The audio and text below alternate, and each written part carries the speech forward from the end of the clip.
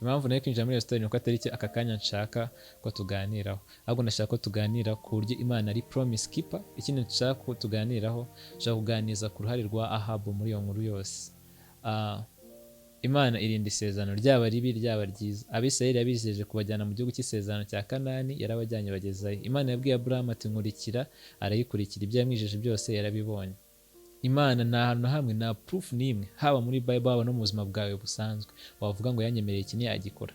Niba ari icyaha kwemerera ntiyagikora, ubona koko kidakozwe kandi kitazanaba bidaturutse mu kutegereza, ubwo menya ko uwabikubwiye ntabwo ari Imana, kuko Imana irinda isezerano ryayo ryaba ribi ryaba ryiza.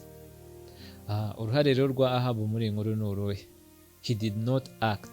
Yari umwami, yari afite authority, yari afite ubushobozi bwo gufata imyanzuro.